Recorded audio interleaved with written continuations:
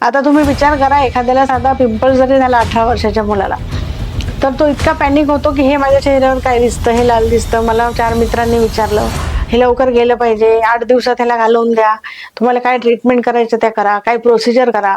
आणि जेव्हा आम्ही प्रश्न विचारतो तेव्हा ते असं उत्तर येतं की मी आधी ड्रिंक्स करत नव्हतो, पण आता हा आजार झाल्यापासून मी ड्रिंक्स घ्यायला लागलो.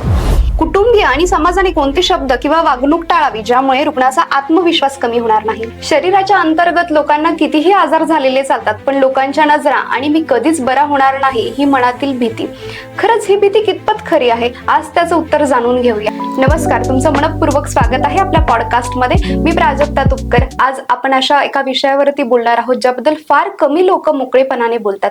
स्किन डिसीज आणि त्या मागचं मेंटल हेल्थ. विटिलिगो, सोरायसिस किंवा इतर क्रॉनिक डिसीज झाल्यानंतर रुग्णांना फक्त शारीरिक त्रास होत नाही, तर भीती, ताण, लोकांच्या नजरा, समाजाचे कमेंट्स आणि स्वतःबद्दल निर्माण होणारा कमी आत्मविश्वास याचाही सामना करावा लागतो. आज या सगळ्या प्रश्नांवर प्रकाश टाकण्यासाठी आपल्या सोबत आहे स्किन हिल सोल्युशनच्या फाउंडर, प्रसिद्ध त्वचा रोग तज्ञ, गेल्या 35 वर्षापासून हजारो रुग्णांवर यशस्वी उपचार करणाऱ्या डॉक्टर नेहा डोणगावकर मॅडम. त्यांच्याकडून आज आपण जाणून घेणार आहोत डायग्नोसिस नंतर रुग्णाच्या मनात काय चालू असतं, भीतीवर कशी मात करता येते, योग्य उपचार किती महत्वाचे आहेत आणि सर्वात महत्वाचं म्हणजे पुन्हा आत्मविश्वास आणि आयुष्य कसं जगता येतं.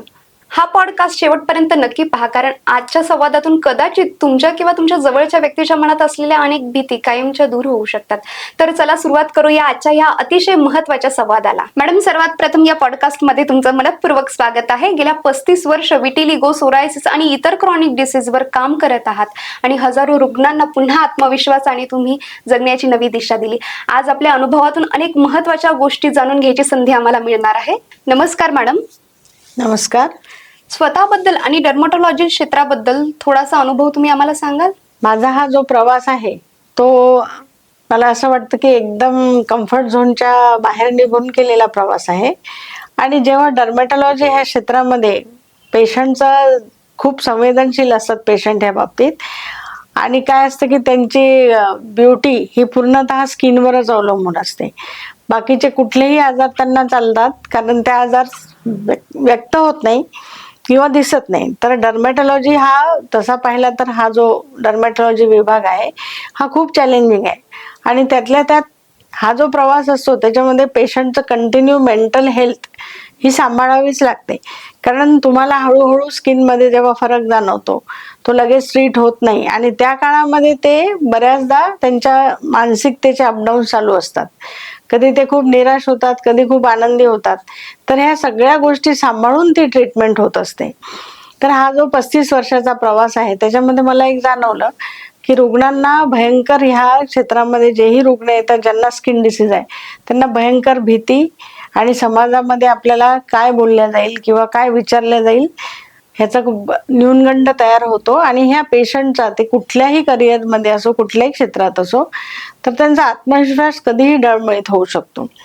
मग त्याचा परिणाम त्यांच्या करिअरवर पण होतो. तर अशा वेळेस त्या रुग्णांना नुसतंच ट्रीट करणं नव्हे तर त्यांचं करिअरमध्ये पण त्यांनी कुठेही मागे येऊ नये, ह्याच्यासाठी त्यांची मेंटल हेल्थ सांभाळणे हे एक चॅलेंजच असतं.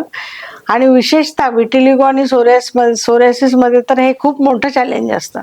आता तुम्ही विचार करा, एखाद्याला साधा पिंपल जरी झाला 18 वर्षाच्या मुलाला, तर तो इतका पॅनिक होतो की हे माझ्या चेहऱ्यावर काय दिसतं, हे लाल दिसतं, मला 4 मित्रांनी विचारलं, हे लवकर गेलं पाहिजे, 8 दिवसात ह्याला घालवून द्या, तुम्हाला काय ट्रीटमेंट करायचं त्या करा, काय प्रोसिजर करा.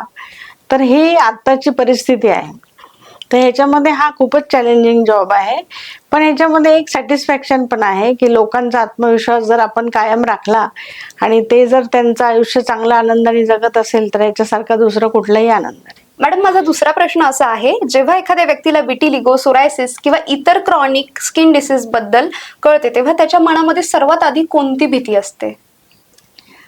सगळ्यात आधी जेव्हा विटिलिगो, जास्तीत जास्त विटिलिगो बद्दल मी बोलेल की पांढरे डाग आले तर पहिला त्याच्या चेहऱ्यावर क्वेश्चन मार्क असतो की आता मी तर असाच राहणार, आता माझं आयुष्य नरक झालेलं आहे. एका वाक्यात सांगायचं तर असंच वाटतं. मग त्याच्यासमोर सगळे त्याचं फ्युचर प्लॅनिंग येतं की आता हे वाढेल, मग मी खराब दिसेल, मग माझ्या नातेवाईकाकडे मला जाता येणार नाही, समाजात वावरता येणार नाही, माझ्या घरचे कसे रिॲक्ट करतील, लोक कसं बघतील, मग मी कामाला कसा जाऊ, मी काम कसं करू, माझी मुलं काय म्हणतील, माझी बायको काय म्हणतील, किंवा फिमेल असेल तर माझा नवरा काय बोलेल, हे सगळं पिक्चर त्याच्या आयुष्याचं त्याच्यासमोर तयार होतं. आणि मग त्याच्यानंतर सगळ्यात पहिले तो एकदम नकारात्मक होऊन जातो. आणि मग तो सगळ्यात पहिले जो त्याला वाटतो चॅलेंजिंग डर्मॅटॉलॉजिस्ट आहे की जो मला 2-3 महिन्यातच दुरुस्त करेल, त्याच्याकडे तो पहिल्यांदा धाव घेतो. कारण त्याला याच्यात टाइम घालायचा नसतो. 1 वर्ष लागणारा आयुर्वेदातला कोणी डॉक्टर पण त्याला नको असतो. त्याला हवं असतं लगेच फटकन सोल्युशन. तर ही सगळ्यात पहिले पेशंटची मानसिक अवस्था असते. अनेक रुग्णांना वाटतं हा आजार कधी बराच होणार नाही. अशा भीती असलेल्या रुग्णांना डॉक्टर म्हणून तुम्ही मॅडम काय सांगाल? प्राजक्ता, हा खूपच चांगला प्रश्न आहे. कारण ह्याच्यावर प्रकाश टाकणं खूप गरजेचं आहे की जेव्हा आपण कुठली गोष्ट धरून ठेवतो की हे काही शक्यच नाही आता आणि मी याच्यातून बाहेर निघणारच नाही, असं जेव्हा रुग्णाला वाटत असतं तेव्हा त्याच्या मानसिक आरोग्यावर आणि शारीरिक आरोग्यावर पण परिणाम होत असतो. एवढंच नव्हे तर त्याचं डायजेशन, त्याचं रेग्युलरचं रुटीन, जेवण करणं. आता एक उदाहरणच द्यायचं झालं तर ते पटकन लोकांना कळतं. जेव्हा कुणी पुरुष आमच्याकडे येतो ज्याला व्हिटिलिगो झालाय, तो ड्रिंक्स करणं सुरू करतो चक्क. त्याला असं वाटतं की सोरियासिस झालाय, मला व्हिटिलिगो झालाय, तर आता मग काय करू, याच्यावर काही इलाजच नाही, मग मी कसा बरा होणार, मी नाहीच होणार, मी असाच राहणार. ही जेव्हा त्याची मालिका तयार होते विचारांची, त्याच्यानंतर तो एकदम फ्रस्ट्रेट होऊन जातो. आणि जेव्हा आम्ही प्रश्न विचारतो तेव्हा ते असं उत्तर येतं की मी आधी ड्रिंक्स करत नव्हतो, पण आता हा आजार झाल्यापासून मी ड्रिंक्स घ्यायला लागलो. तर ही रुग्णांचे जे आत्मविश्वास असतो ते पूर्णच संपून जातो. आणि आत्मविश्वास संपणं म्हणजे आयुष्याची किती शोकांतिका असू शकते हे मी ॲज अ डर्मॅटॉलॉजिस्ट समजून घेतलंय. आणि माझा पहिला उद्देश हाच असतो की हा आजार बरा होईल. अरे बाबा, तो होईल. त्याला एक प्रोसिजर असते, त्याला एक टाइम लागतो. त्यावेळेपर्यंत तू असं का बरं नरक यातना भोगतोस? तू का विचार करतो की माझं आयुष्य संपून गेलंय? नाही, तुझं आयुष्य संपलेलं नाही. तू हँडिकॅप नाही किंवा तुला हात नाही, पाय नाही, असा अपंग नाही. तू व्यवस्थित आहे. तुझी मेंटल हेल्थ चांगली कर, तुझं रुटीन कर आणि त्याच्यामध्ये काहीही कमी होत नाही. जर स्किन डिसीज असेल तर तू तुझं उत्तम आयुष्य जगू शकतो. आणि त्वचा रोगावर आपण उपचार करणारच आहे. फक्त तो पांढरे डाग आहे म्हणजे व्हिटिलिगो आहे किंवा सोरियासिस आहे तर त्याला एखादा वर्ष लागतो. आणि आपल्याला जेव्हा आयुर्वेदातून तो कायमचा घालवायचा आहे तर त्याला आपल्याला शरीर शुद्धीपासून ट्रीटमेंट करावी लागते. आणि जर आपण एखाद्या गोष्टीला, एखाद्या डिसीजवर काम करतोय तर ते डिसीज मुळापासून घालवायला वेळच लागतो. आपण फक्त काही खाज येते मग खाज कमी होऊ दे, किंवा खूप लाल पडलंय मग लालपणा कमी होऊ दे, असं काम करत नाही. आयुर्वेद हा डिसीजवर काम करतो, नुसत्या आजाराच्या सिम्पटम्सवर काम करत नाही. त्याच्यामुळे त्याला वेळ लागतो. ही जर मेंटॅलिटी पेशंटनी ठेवली तर पेशंट खूप चांगले रिकवर करतात. आणि आमच्याकडे असे खूप पेशंट आहेत की जे छान रिस्पॉन्ड करतात आणि ते स्टेबल होऊन आनंदाने आयुष्य पण जगतात. मला वाटतं हे एका डर्मॅटॉलॉजिस्टचं खूप मोठं सक्सेस आहे की तुम्ही त्यांना परत चांगल्या आयुष्यात आणून सोडता. खूप सुंदर सांगितलं मॅडम तुम्ही. तर आता माझा पुढचा प्रश्न असा आहे की वारकरी परंपरा समतेचा आणि भेदभाव न करण्याचा संदेश देते. त्वचेच्या आजाराबाबत समाजात अजूनही असलेला कलंक कमी करण्यासाठी ह्या परंपरेतून आपण काय शिकू शकतो? आता आषाढी एकादशी जवळच आलेली आहे, तर वारकरी परंपरेमध्ये एक खूप चांगला एक प्रथा आहे की वारकरी संप्रदायामध्ये म्हातारा असेल, वृद्ध असेल, बालक असेल, तरुण असेल, हे कोणीही जेव्हा ते वारकरी संप्रदायामध्ये जातात तेव्हा ते एकमेकाला आदराने नमस्कार करतात. तुम्ही बघितलं असेल, जेव्हा आपण एक ह्युमन बिईंग म्हणून दुसऱ्याला आदराने नमस्कार करतो तर हे काय समजलं जातं की ही समानता, इथे कुठलाही भेदभाव नाही. मग तो वृद्ध असेल आणि त्यांनी छोट्यांना नमस्कार करू नये असं पण नाही, ते छोट्यांना पण नमस्कार करतात. तर हा जर समानतेचा संदेश घेऊन वारकरी परंपरा आपल्या महाराष्ट्रात युगानुयुगे चाललेली आहे. आणि त्या परंपरेसाठी तो पांडुरंग तिथे उभा आहे, साक्षात सगळ्या भक्तांसाठी उभा आहे. असं जर आहे तर मग एखाद्या पुरुषाला किंवा स्त्रीला पांढरे डाग आहेत तर ते असमान कसे? म्हणजे हा भेदभाव का? की त्यांना तो आजार झालाय म्हणून, ते सुंदर दिसत नाही म्हणून, त्यांना सोरियासिस झालाय म्हणून, त्यांची जागोजागी स्किन म्हणजे डॅन्ड्रफ पडतो आणि त्या ठिकाणी वाईट घाण वाटतं म्हणून? असं नाही. आपण सगळे समान आहोत, ही भावना इथे का रुजत नाही? तर मला तेच म्हणायचंय की ह्या लोकांना तुम्ही वाईट वागणूक देऊ नका.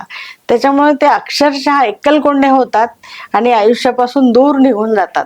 तर त्या लोकांना आयुष्यात आणण्यासाठी एवढी जर आपली परंपरा आहे इतक्या वर्षापासूनची, तर त्याचा जर विचार आपण का करू नये. आणि जेव्हा असे लोक दिसतात तेव्हा त्यांना टोकणं किंवा विचारणं किंवा हेटाळणीने बघणं हे जर समाजाने सोडलं तर ते अतिशय उत्तम आयुष्य जगू शकतात. हा संदेश आपण आषाढी एकादशीच्या निमित्ताने घेऊ शकतो. तुमच्या इतक्या वर्षाच्या प्रॅक्टिस मधला एखादा तरी पेशंटचा अनुभव आम्हाला सांगाल का? हो, नक्कीच, का नाही. माझ्या एक पेशंटचं मला विशेष कौतुक वाटतं. एक माझ्याकडे पेशंट आहे, म्हणजे आता त्यांची ट्रीटमेंट संपलेली आहे. तर त्या कुसुम गायकवाड त्यांचं नाव आहे. त्यांनी सांगितलंय की माझं नाव तुम्ही वापरू शकता आणि तुम्ही त्यांचा व्हिडिओ पण बघू शकता. तर त्या माझ्याकडे आल्या तेव्हा जवळपास त्यांचं वय 59च्या जवळपास होतं. आणि तेव्हा त्यांनी माझ्याकडे आल्यानंतर त्यांची जी हिस्ट्री सांगितली तर तशी ती ॲज अ डर्मॅटॉलॉजिस्ट खूप फ्रस्ट्रेटिंग होती. कारण त्यांच्या जवळपास 4 पिढ्यांपासून त्यांना पांढरे डाग आहेत. म्हणजे त्यांच्या घरातच त्याची जेनेटिक हिस्ट्री आहे. त्याच्याशिवाय त्यांनी आतापर्यंत जवळपास, त्यांना हा आजार 40 वर्षापासून होता आणि त्यांनी जवळपास खूप साऱ्या ट्रीटमेंट घेतलेल्या. आणि 40 वर्षापासून आजार असताना मला वाटतं त्यांची ट्रीटमेंटचीच वर्ष जवळपास 25 ते 30 झालेली. आणि त्यांनी आयुर्वेदिक, होमिओपॅथी, ॲलोपॅथी सगळ्यांचे अनुभव घेऊन झालेले. आणि त्याच्यानंतर त्यांचे मुलगा आणि सून दोघं पण वकील आहेत व्यवसायाने. तर ते दोघंही त्यांना घेऊन आले माझ्याकडे आणि त्यांनी सांगितलं की ह्यांची ट्रीटमेंट तुम्ही करा. तर तो जो पेशंट होता तो इतका ॲडॅप्टिव्ह होता आणि इतकी समंजस ती बाई, अगदी ग्रामीण भागातली बाई ती. पण तिला मी सांगितलं की तुम्ही पथ्य पाळा आणि तुम्हाला जेव्हा वेळ मिळेल तेव्हा मी सांगितलेलं क्रीम जे दिलेलं आहे ते लावून तुम्ही ऊन दाखवा आणि रेग्युलर मेडिसिन घ्या. तर त्या 59 वर्षाच्या बाईने, जिचा मेनोपॉज होऊन जवळपास 10 वर्ष झालेली, तिला फक्त चेहरा सोडून पूर्ण बॉडीवर विटिलिगो होता. आता हे सांगायला गेलं तर हे मिरॅकल आहे. बऱ्याचदा बऱ्याच लोकांना वाटतं की असा कसा पूर्ण आजार बरा होतो. त्याच्यात अनेक शंका घेतल्या जातात. काही लोक उदाहरणं देतात की रस्त्यावर तर एवढे पांढऱ्या डागाचे लोक फिरतात, ते का बरे नाही झाले. पण मला याचं एकच उत्तर द्यावं वाटतं की जे माझ्याकडे येतात त्यांना मी अतिशय चांगल्या पद्धतीने ट्रीट करते आणि त्यांचा पूर्ण सर्वांगीण अभ्यास करून त्यांना ट्रीटमेंट मिळते. तर त्या बाईचे पायावरचे 2-3 डाग वगळता ती आता पूर्ण क्लिअर झालेली आहे. आणि माझ्या आयुष्यातला सगळ्यात मोठा, ज्याला काय म्हणता येईल आपण, परिपूर्तीचा आनंद म्हणजे त्या बाईचे आई वडील जेव्हा वारले तेव्हा त्यांनी एकच शब्द उच्चारला की बाई, तुला मी पूर्णतः पांढऱ्या डागातून मुक्त होऊन बघतोय आणि आम्ही मरतोय. हे माझ्यासाठी आयुष्यात आलेलं उत्तम मरण आहे. हे त्या बाईच्या आईनी आणि वडिलांनी दोघांनी उच्चारलेले शब्द आहे, जे त्यांनी मला येऊन सांगितलं की बघा, माझे आई वडील मरताना किती आनंदाने मेले की माझी मुलगी पूर्णतः चांगली झालेली आहे आणि बरी झालेली. आणि तो पेशंट इतका समंजस होता की त्यांनी कितीतरी लोकांना आयुर्वेद हे उशिरा पण व्यवस्थित तुम्हाला आजारातून दुरुस्त करतं, तर तुम्ही ह्या ट्रीटमेंट घ्या, ह्या खूप महत्वाच्या आणि छान ट्रीटमेंट आहे, सगळ्यांना सांगणारा तो माझा पेशंट आणि मला आलेला अतिशय उत्तम अनुभव. खूप सुंदर अनुभव होता मॅडम तुमचा. असे कितीतरी रुग्ण आहेत की ज्यांना डॉक्टर नेहा डोणगावकर मॅडममुळे यशस्वी त्यांना त्यांचा पुढचा प्रवास करता आला त्यांच्या आयुष्यातला. मॅडम, आता आपण पुढच्या प्रश्नाकडे वळूयात. कुटुंबीय आणि समाजाने कोणते शब्द किंवा वागणूक टाळावी ज्यामुळे रुग्णाचा आत्मविश्वास कमी होणार नाही? हे खूप महत्वाचं आहे की सगळ्यात पहिले कुठलाही रुग्ण, त्याला पहिला सपोर्ट पूर्ण फॅमिलीकडून असतो. जर त्याच्या फॅमिलीने त्याला सपोर्ट केला नाही तर तो निराश सगळ्यात जास्त होतो. बाहेर समाजात वावरताना जर त्याला कोणी बोललं किंवा काही विचारलं, तो दुखावला गेला, तर अशा वेळेस त्याच्याकडे फॅमिलीने खूप चांगल्या पद्धतीने त्याला ट्रीट केलं पाहिजे, त्याला समजावलं पाहिजे, काउन्सिलिंग केलं पाहिजे की ठीक आहे, तो व्यक्ती असा बोलला, त्यांनी त्याचं ओपिनियन दिलं, आपण एवढं मनावर घ्यायची गरज नाही, असा जर अप्रोच फॅमिलीचा असेल, विशेषतः जर स्पाऊस असेल त्यांचा, मुलांचा, जर इन लॉज असतील त्यांचा अप्रोच जर पॉझिटिव्ह असेल तर ती व्यक्ती खचत नाही, ती लवकर त्याच्यातून बाहेर येते. आणि त्यांचा अप्रोच असा पाहिजे की जेव्हा ट्रीटमेंट करताना बऱ्याचदा तेव्हा पण रुग्ण हा नर्वस होत असतो की आता तर एवढंच गेलंय, अजून तर एवढं राहिलंय, त्याला किती वेळ लागेल, ते कधी दुरुस्त होईल. तेव्हा सुद्धा त्यांचा असा अप्रोच पाहिजे की ठीक आहे, फरक तर पडतोय ना तुला, आता तू एवढ्या ट्रीटमेंट घेतल्या, तुझा हा डाग तर तेव्हा गेला पण नव्हता, तो तसाच राहिला होता, तू तर वर्षभर गेली ट्रीटमेंट, किंवा हा डाग गेला आणि तिथे परत आला, ह्याच्यापेक्षा आता तुझा डाग जातोय आणि परत कुठे वाढत नाहीये, ही किती चांगली गोष्ट आहे. हाच सोरियासिस किंवा बरेचसे खूपच ऑटोइम्यून डिसीजेस आहे, पेम्पिगस वल्गॅरिस आहे, SLE आहे, हे असे आजार आहे की हे किचकट असतात. ते नावानेच किचकट असतात कारण ते ऑटो इम्युनिटी तयार करतात. तुमची इम्युनिटी जेव्हा तुम्हाला साथ देत नाही तेव्हा त्या आजारातून पेशंटला वर यायला वेळ लागतो. त्याची ती खरं तर ती बॅटल असते त्या आजाराच्या विरुद्ध. तर जेव्हा कोणी शस्त्र घेऊन उतरतो आणि तो युद्ध करत असतो तेव्हा बाजूच्या लोकांनी त्याला सपोर्ट करायला पाहिजे असतो. नाही नाही तू कसला युद्ध करतोय असं म्हणून जर त्याला सारखं बोलत राहिले, टोचत राहिले आणि त्याला त्याच्याकडे तिरस्काराने पाहिलं किंवा हा काहीच कामाचा नाही ह्या नजरेने जर तुम्ही त्यांच्याकडे बघाल तर त्यांचं आयुष्य अवघड होऊन जातं. त्याच्यामुळे कुटुंबियांनी खूपच चांगलं वागायला पाहिजे, सहानुभूती ठेवली पाहिजे. त्याला एक शब्द आहे एम्पथी, तर ती असली पाहिजे.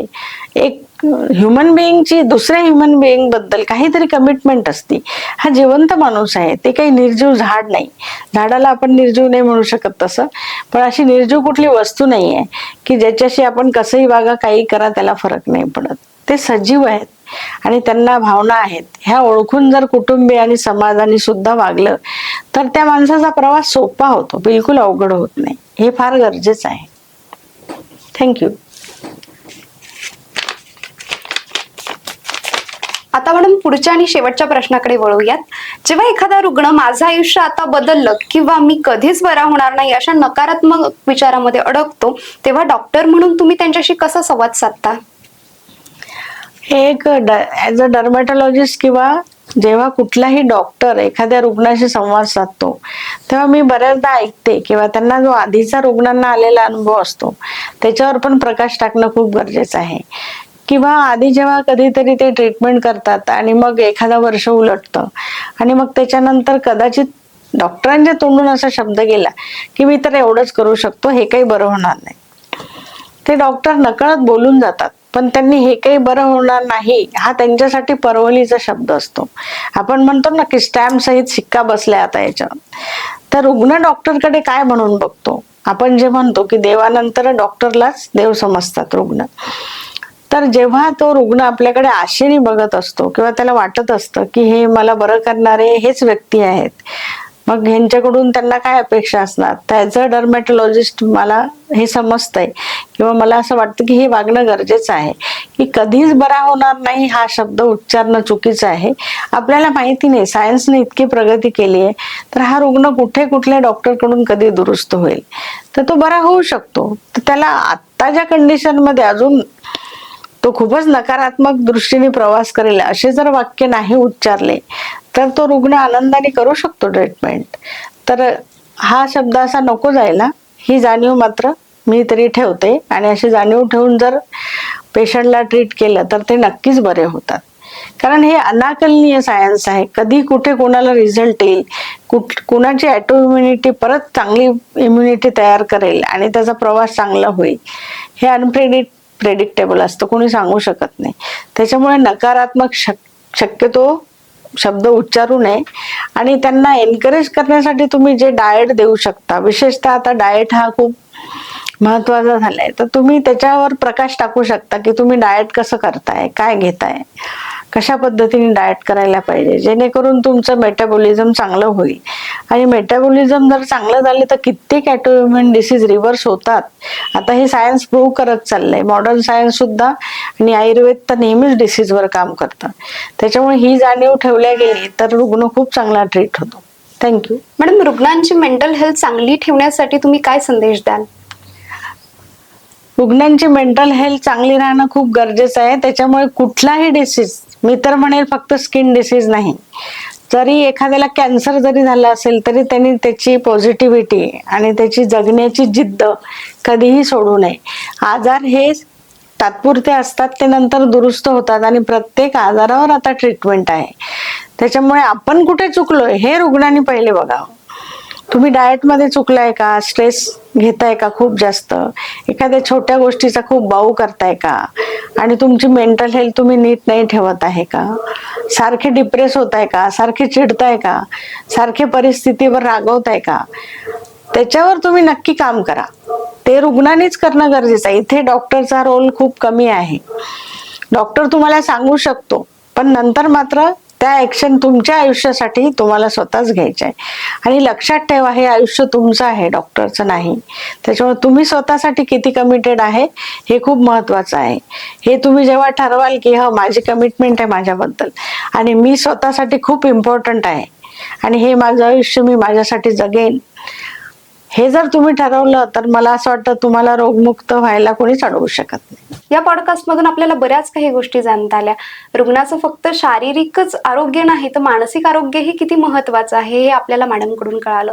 मॅडम फक्त रुग्णाच्या स्किनवरतीच काम करत नाही तर त्याच्या मनावरती सुद्धा खोलवरती काम करता आणि ही एक युनिक पर्सनॅलिटी आहे. डॉक्टर फक्त स्किनवरतीच काम करतो, मनावरती काम करणारा डॉक्टर आपल्याला दिसत नाही. सो आज आपल्याला ह्या पॉडकास्टमध्ये डॉक्टर नेहा डोणगावकर मॅडम लाभल्या, त्यासाठी त्यांचे खूप खूप आभार. आणि अजूनही पुढचा पॉडकास्ट बघायचा असेल तर नक्की आम्हाला सबस्क्राईब करा.